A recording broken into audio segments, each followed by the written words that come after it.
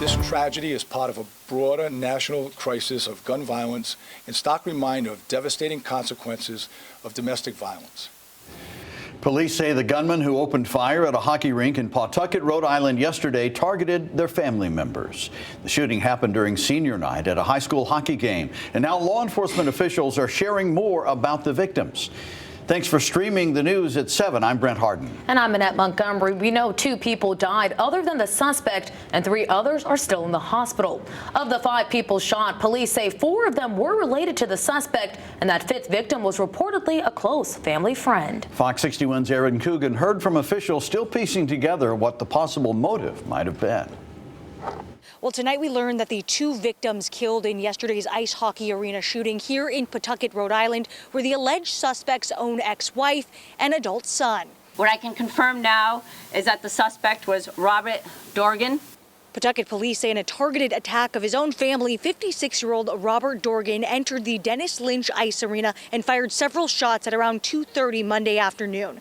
The arena was hosting a co-op high school hockey senior night. The alleged shooter's son, one of the players on the ice. They say they responded within 60 to 90 seconds of those shots being fired. However, in that time, Dorgan had already shot and killed his ex-wife, Rhonda, who was found dead at the scene. His adult son, Aiden, was rushed to the hospital where he later died. It's a tragic incident that obviously resulted in a domestic violence incident that, is unfathomable that had that happen in our city. So again, we ask that you respect some of the family members, and again, this was one large family that was affected. 2 additional family members, Rhonda's parents Linda and Gerald, were also shot, as was a family member, Thomas DeRusso, all 3 of whom remain in critical care tonight. Now, Pawtucket police say Dorgan was stopped by Good Samaritans within the ice arena.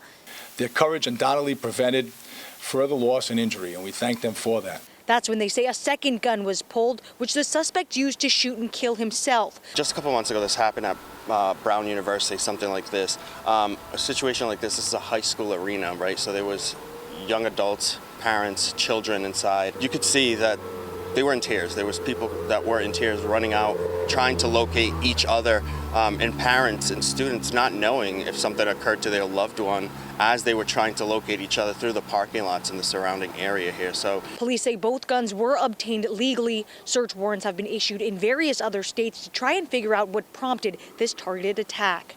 Meanwhile, officers say at this point there was no indication of violence when Dorgan entered the ice arena. It wasn't an uncommon practice. He would come and watch his son's game frequently, so there was nothing strange or out of the ordinary there. That's why investigation is going to continue to determine a motive. In Pawtucket, Erin Coogan, Fox 61.